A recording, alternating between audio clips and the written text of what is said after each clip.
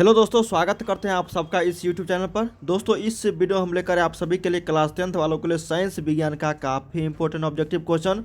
और ये सभी most previous model set question है दोस्तों, जो प्रीवियस ईयर्स में जारी किए जा चुके हैं और प्रीवियस ईयर्स में काफ़ी बार ये सारे क्वेश्चन पूछे जा चुके हैं। ठीक है, ये सेट नंबर 1 है दोस्तों। इसी तरह के काफ़ी सारे सेट आने वाले हैं। अगर आप भी क्लास 10th के छात्र हैं तो इस चैनल को जरूर सब्सक्राइब कर लीजिएगा, ताकि इसी तरह से जैसे नया वीडियो कराऊंगा नोटिफिकेशन आपको मिलता रहेगा।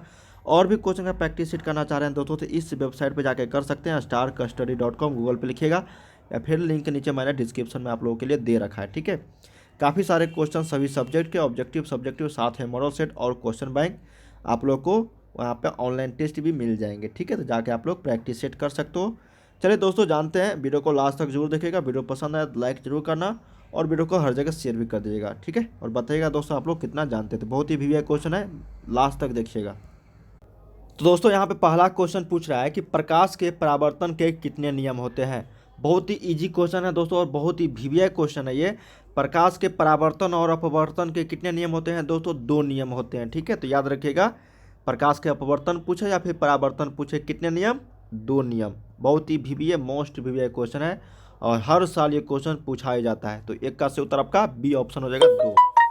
चलिए दूसरा क्वेश्चन देखते हैं दोस्तों कि वायु में गमन करती प्रकाश की एक किरण जब जल में तिरछी प्रवेश करती है तो यह किरण क्या होगा। देखिए, वायु में गमन करती प्रकाश की एक किरण, इसका मतलब दोस्तों विरल से सघन माध्यम में जा रही है, जल में जा रही है। ठीक है, और तिरछी प्रवेश कर रही है तो यह अभिलंब की ओर झुकेगी या फिर अभिलंब से दूर हटेगी या फिर सीधी निकल जाएगी या फिर परावर्तित हो जाएगी। तो ये दोस्तों अभिलंब की ओर मुड़ जाएगी, मतलब अभिलंब की ओर झुकेगी। जब विरल माध्यम से सघन माध्यम में कोई भी प्रकाश की किरण जाता है दोस्तों तो क्या होता है? अभिलंब की ओर झुक जाता है। तो से उत्तर यहाँ पे 2 का ए ऑप्शन हो जाएगा। वायु हो गया आपका विरल माध्यम और जल हो गया यहाँ पे सघन माध्यम। ठीक है, चलिए तीसरा क्वेश्चन देखते हैं कि दोस्तों निम्नलिखित में से किस लेंस को अपसारी लेंस कहते हैं। तो अपसारी लेंस की बात हो रही है दोस्तों, अभिसारी और अपसारी। तो अभिसारी की अगर बात करता है तो उत्तल लेंस हो जाता, लेकिन यहाँ पे अपसारी है तो ये आपका अवतल लेंस हो जाएगा। कौन सा लेंस हो जाएगा? अवतल लेंस। तो सही उत्तर यहाँ पे 3 का बी। 4 नंबर देखते हैं दोस्तों कि किसी बिंब का वास्तविक तथा समान साइज का प्रतिबिंब प्राप्त करने के लिए बिंब को उत्तल लेंस के सामने कहाँ रखना चाहिए। देखिए दोस्तों, किसी बिंब मतलब वस्तु का वास्तविक तथा समान साइज का प्रतिबिंब पूछा जा रहा है ना, कि वास्तविक भी और समान साइज का, मतलब जितना बड़ा हम वस्तु रखेंगे उतना ही बड़ा प्रतिबिंब भी चाहिए हमको, तब हम उत्तल लेंस के सामने उसको कहाँ रखेंगे। लेंस की बात हो रही है, वो भी उत्तल लेंस की बात हो रही है दोस्तों। तो उसको हम लोग कहाँ रखेंगे दोस्तों? लेंस के फोकस दूरी के दुगुने दूरी पर। मान लो दोस्तों ये आपका उत्तल लेंस है और ये आपका यहाँ पे f1 और ये f2 है, ये मुख्य फोकस हुआ दोस्तों। और यहाँ पे जितना दूर ये है आपका उतना ही दूर यहाँ पे हम लोग रखेंगे वस्तु को। ठीक है, तब इसका जो है प्रतिबिंब जो है दोस्तों यहीं आके बनेगा, मतलब जितना आपका, मतलब सॉरी इधर जाके बनेगा। ये तो दर्पण की बात हो गया दोस्तों। ठीक है, तो यहाँ मतलब जितना यहाँ वस्तु है दूरी, उतना ही यहाँ पे दोस्तों प्रतिबिंब की दूरी बनेगा। ये आप लोग का यहाँ पे वस्तु की दूरी हो जाएगा और ये आप लोग को दोस्तों ये जो नीचे में बनेगा वो आप लोग को प्रतिबिंब की दूरी हो जाएगा। ठीक है, तो ये आपको समान साइज का प्रतिबिंब जो प्राप्त होगा, जितना वस्तु का साइज होगा मतलब ऊंचाई, उतना ही आप लोग को प्रतिबिंब का साइज होगा। तब जब हम लोग लेंस की फोकस दूरी जितनी होगी उसकी दोगुनी दूरी पर रखेंगे तब। ठीक है, तो सही उत्तर यहाँ पे क्या हो जाएगा आपका? 4 का बी हो जाएगा। चलिए 5 नंबर देखते हैं दोस्तों कि मानव नेत्र के जिस भाग पर किसी वस्तु का प्रतिबिंब बनता है तो वह क्या कहलाता है। उसको हम लोग रेटिना बोलते हैं दोस्तों, हिंदी में दृष्टिपटल बोलते हैं। क्या बोलते हैं? दृष्टिपटल।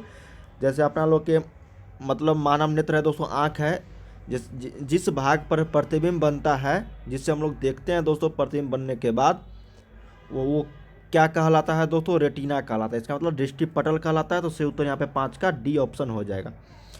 चलिए 6 नंबर देखते हैं दोस्तों कि किसी माध्यम के अपवर्तनांक म्यू का मान जो होता है वो कितना बराबर होता है। देखिए दोस्तों, अपवर्तनांक जो होता है किसी माध्यम का वो sine i upon sine r के बराबर होता है, जिसको हम लोग स्नेल्स लॉ भी बोलते हैं। क्या बोलते हैं दोस्तों? स्नेल्स लॉ, स्नेल का नियम। ठीक है, तो sine i upon sine r हो जाएगा ये अपवर्तनांक म्यू का वैल्यू। म्यू बराबर कितना होता है? साइन आई अपॉन यहाँ पे साइन आर हो जाएगा। ठीक है, ये आप लोग को यहाँ पे फार्मूला हो जाएगा म्यू का। किसी माध्यम का अपवर्तनांक इतना ही होता है, sine i upon sine r, जो स्नेल्स लॉ के भी नाम से हम लोग जानते हैं। चलिए 7 नंबर देखते हैं दोस्तों कि किसी लेंस के आवर्धन का एसआई मात्रक निम्नलिखित में से कौन सा होता है। देखिए दोस्तों, किसी लेंस के आवर्धन की क्षमता, मतलब आवर्धन यहाँ पे पूछा जा रहा है, आवर्धन क्षमता या फिर आवर्धन का एसआई मात्रक। तो किसी भी लेंस का आवर्धन का अगर एसआई मात्रक पूछे तो वो मात्रक विहीन होता है। इसका मतलब इसका एसआई मात्रक कुछ भी नहीं होता है। अगर यहाँ पे मीटर भी ऊपर में रहे, मीटर भी ऊपर में रहे, दोनों कट जाए दोस्तों, तो ये कोई एसआई मात्रक इसका निकलेगा नहीं, ना निकलेगा।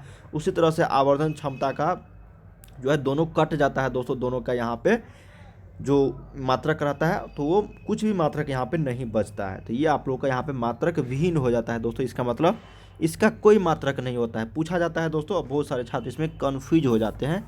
तो सही उत्तर यहाँ पे 7 का डी आप लोग याद रखिएगा, बहुत ही इंपॉर्टेंट है। चलिए 8 नंबर देखते हैं कि तारों का टिमटिमाना प्रकाश के किस घटना को दर्शाता है। देखिए, तारों का टिमटिमाना दोस्तों, आकाश में जब तारे टिमटिमाते हैं दोस्तों तो किस मतलब घटना को वो दर्शाता है, किसके कारण से वो टिमटिमाते नजर आते हैं दोस्तों, हम लोग को दिखाई देता है। वो होता है दोस्तों आप लोगों का प्रकाश का अपवर्तन के कारण। देखिए, बहुत सारे घटना जो है प्रकाश के अपवर्तन पर आधारित है दोस्तों। तो आप लोग जरूर एक बार देख लीजिए नोट्स किताब में कि प्रकाश के अपवर्तन जो होते हैं वो किस किस घटना को यहाँ पे दर्शाता है दोस्तों, किस किस घटना पे ये चीज़ आधारित होता है। तो ये आप लोगों को काफ़ी सारे क्वेश्चन इससे पूछे जा सकते हैं। तो सही उत्तर यहाँ पे 8 का बी ऑप्शन सी हो जाएगा। चलिए 9 नंबर देखते हैं यहाँ पे दोस्तों कि किसी चालक का प्रतिरोध निम्नलिखित में से किस बात पर निर्भर करता है। प्रतिरोध की बात हो रही है दोस्तों, रेसिस्टेंस की बात हो रही है किसी भी कंडक्टर का। तो चालक की लंबाई पर करता है, या फिर चालक के अनुप्रस्थ काट क्षेत्रफल पर, या फिर चालक के पदार्थ की प्रकृति पर, या फिर उपयुक्त सभी पर। तो जैसे अगर प्रतिरोधकता की अगर बात होती है दोस्तों तब वो कुछ आंसर अलग हो जाता है, लेकिन प्रतिरोध की बात हो रही है, इसका मतलब रेसिस्टेंस की बात हो रही है दोस्तों, तो ये आप लोगों को लंबाई पर भी निर्भर करेगा, अनुप्रस्थ काट के क्षेत्रफल पर भी निर्भर करेगा, और पदार्थ की जो प्रकृति होगा दोस्तों उस पर भी निर्भर करेगा। तो ये आपका हो जाएगा उपयुक्त सभी पर। ठीक है, क्योंकि प्रतिरोध है तो प्रतिरोध और प्रतिरोधकता दोनों अलग अलग चीज़ है दोस्तों। और इसको गौर से देखिएगा क्वेश्चन में क्या पूछा जा रहा है। बहुत सारे छात्र यहाँ पे कन्फ्यूज हो जाते हैं कि प्रतिरोध और प्रतिरोधकता में वो मतलब देख नहीं पाते हैं कि क्या क्वेश्चन आखिर पूछा जा रहा है। तो वो मतलब अचानक जो आंसर टिक कर देते हैं। तो वो आप लोग देखिएगा अच्छे से। ठीक है, अगर प्रतिरोध रहे तो ये तीनों ऑप्शन हो जाएगा। ठीक है, चलिए नेक्स्ट क्वेश्चन देखते हैं दोस्तों कि निम्नलिखित में से कौन विद्युत शक्ति का एसआई मात्रक होता है। आप लोग को पता ही होगा दोस्तों, पावर का, जिसको हम लोग हिंदी में विद्युत शक्ति बोलते हैं, उसका एसआई मात्रक वाट हम लोग बोलते हैं। क्या बोलते हैं दोस्तों? वाट बोलते हैं। तो सही उत्तर यहाँ पे 10 का ए आपका ऑप्शन सही है। ठीक है, अब नेक्स्ट क्वेश्चन यहाँ पे 11 नंबर है दोस्तों कि विद्युत परिपथ में विद्युत धारा को मापने के लिए निम्नलिखित में से किस युक्ति का उपयोग किया जाए। बहुत ही सिंपल क्वेश्चन है कि विद्युत धारा को मापने के लिए हम लोग किस उपयुक्त मतलब यंत्र का उपयोग करते हैं दोस्तों, उसको हम लोग बोलते हैं आममीटर। क्या बोलते हैं दोस्तों? आममीटर। ठीक है, विद्युत धारा को मापने के लिए किस युक्ति का विद्युत परिपथ में, वैसे इसका एसआई मात्रक होता है एम्पियर। ठीक है, लेकिन यहाँ पे पूछा जाए कि किस यंत्र का उपयोग करते हैं, तो आममीटर भी यहाँ पे सही उत्तर हो जाएगा। चलिए 12 देखते हैं दोस्तों कि फ्यूज तार के लिए निम्नलिखित में से कौन सा कथन सत्य है। फ्यूज तार, तो फ्यूज तार का जो होता है दोस्तों प्रतिरोध और गलनांक दोनों अधिक होता है, या फिर प्रतिरोध कम तथा गलनांक अधिक होता है, या फिर प्रतिरोध अधिक तथा गलनांक कम होता है, या फिर प्रतिरोध और गलनांक दोनों कम होता है। तो फ्यूज तार में जो होता है दोस्तों वो इसलिए उपयोग किया जाता है क्योंकि उसका प्रतिरोध जो होता है वो अधिक होता है। ठीक है, और गलनांक जो है उसका कम होता है। क्या होता है दोस्तों? प्रतिरोध, लड़ने की क्षमता जो होती है किसी भी चीज़ से, यहाँ पे फ्यूज तार इसलिए लगाया जाता है दोस्तों क्योंकि उसमें प्रतिरोध अधिक और गलनांक कम होता है। तो 12 का सही उत्तर आपका सी ऑप्शन हो जाएगा। 13 नंबर है दोस्तों कि निम्नलिखित पदार्थों में से कौन चुंबकीय पदार्थ नहीं है। तो चुंबकीय पदार्थ यहाँ पे नहीं है दोस्तों लोहा, निकेल, पीतल, कोबाल्ट। इस सभी ऑप्शन में पीतल जो है ये आप लोग को चुंबकीय पदार्थ नहीं है। लोहा, निकेल और कोबाल्ट जो है ये चुंबकीय पदार्थ है, लेकिन पीतल जो है दोस्तों, इस पीतल में आप लोग देखिएगा नहीं सटेगा चुंबक। ठीक है, लेकिन ये सभी में आप लोग को सट जाएगा। इसका मतलब ये चुंबकीय पदार्थ नहीं है पीतल। तो सही उत्तर यहाँ पे 13 का सी। चलो 14 नंबर देखते हैं दोस्तों यहाँ पे नेक्स्ट क्वेश्चन कि किसी विद्युत धारावाही सीधी लंबी परिनालिका के भीतर चुंबकीय क्षेत्र का जो मान होता है वो कितना होता है। किसी विद्युत धारावाही सीधी लंबी परिनालिका के भीतर चुंबकीय क्षेत्र का मान ये सभी बिंदुओं पर दोस्तों समान होता है। ठीक है, तो ये आपको ऑप्शन नंबर डी सही हो जाएगा, पूछा गया है क्वेश्चन प्रीवियस ईयर्स में, तो ये आप लोग याद रखिएगा। अब 15 नंबर जो क्वेश्चन है दोस्तों बहुत ही इजी क्वेश्चन है कि विद्युत धारा के चुंबकीय प्रभाव का खोज किसने किया। तो विद्युत धारा के चुंबकीय प्रभाव का जो खोज किया था दोस्तों वो ओस्टर्ड नामक वैज्ञानिक ने किया था। तो सही उत्तर यहाँ पे 15 का ए हो जाएगा। यही चुंबकीय प्रेरण का पूछता दोस्तों तो ये फैराडे हो जाता है यहाँ पे। विद्युत धारा के चुंबकीय प्रभाव का खोज ओस्टर्ड किया था। ठीक है, तो 15 का ए। चलिए 16 नंबर देखते हैं कि निम्नलिखित में से कौन जैव मात्रा ऊर्जा स्रोत का उदाहरण नहीं है। तो लकड़ी, गोबर गैस, नाभिकीय ऊर्जा, कोयला। तो लकड़ी, गोबर गैस, कोयला ये सभी जैव मात्रा ऊर्जा स्रोत का उदाहरण है, लेकिन नाभिकीय ऊर्जा दोस्तों ये आप लोग को जैव मात्रा ऊर्जा स्रोत का उदाहरण नहीं है। तो सही उत्तर यहाँ पे क्या हो जाएगा 16 का सी ऑप्शन पूछा गया है। अब Na2SO4 प्लस BaCl2 बनता है BaSO4 प्लस NaCl। तो उपयुक्त अभिक्रिया जो बताया गया है निम्नलिखित में से किस प्रकार की अभिक्रिया है। ये जो टूट के प्रोडक्ट जो बना है दोस्तों Na2SO4 प्लस BaCl2 के बाद BaSO4 में कन्वर्ट हो गया और NaCl में कन्वर्ट हो गया है। तो इसको हम लोग बोलते हैं दोस्तों द्विविस्थापन अभिक्रिया। क्या बोलते हैं? द्विविस्थापन अभिक्रिया। ठीक है, उदाहरण है इसका तो 17 का बी। 18 नंबर है कि अम्लीय वर्षा के जल का पीएच मान क्या होना चाहिए। देखिए दोस्तों, अम्लीय वर्षा जल का जो पीएच मान होता है वो कितने बराबर होता है दोस्तों यहाँ पे कि 5.6 से कम होता है। आप लोग को पता होगा दोस्तों अम्ल जो होता है वो 7 से, जैसे पीएच स्केल है यहाँ पे 7 है तो ये 7 से कम यहाँ पे दोस्तों माइनस और यहाँ पे प्लस। अगर 7 से अधिक रहे तो ये आप लोग को क्षार कहलाता है और 7 से कम रहे तो ये आप लोग को अम्ल कहलाता है। लेकिन अम्लीय वर्षा का जल का पीएच मान पूछा गया है तो वो 5.6 से कम होता है। कितना होता है? कम होता है। तो 18 का बी आपका सही उत्तर है। ठीक है, 19 नंबर है दोस्तों कि NaHCO3 यौगिक का प्रचलित नाम निम्नलिखित में से कौन सा है।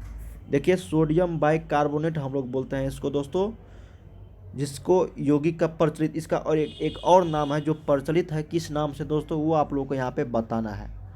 तो वो आप लोग को दोस्तों यहाँ पे किस नाम से है NaHCO3, वो आप लोग को दोस्तों बेकिंग सोडा के नाम से, मतलब खाने का सोडा के नाम से। ठीक है, तो याद रखिएगा यहाँ पे NaHCO3 बेकिंग सोडा। ठीक है, और सोडियम कार्बोनेट को हम लोग धोने का सोडा या फिर वॉशिंग सोडा बोलते हैं। तो याद रखिएगा NaHCO3 सोडियम बाइकार्बोनेट होता है जिसको हम लोग व्यवहारिक नाम या फिर प्रचलित नाम में बेकिंग सोडा या फिर खाने का सोडा कहते हैं। ठीक है, चलिए 20 नंबर देखते हैं कि अपच का उपचार करने के लिए इनमें से किस औषधि का उपयोग होता है। अपच का उपचार करने के लिए, प्रचार नहीं, अपच का, पेट में जो अपच हो जाता है दोस्तों उसके उपचार करने के लिए हम लोग किस तरह के औषधि का उपयोग करते हैं। तो उस औषधि का नाम है दोस्तों एंटासिड। ठीक है, एंटासिड एक अम्ल है जिसको हम लोग अपच के उपचार करने के लिए करते हैं औषधि में। ठीक है, तो 20 का सी।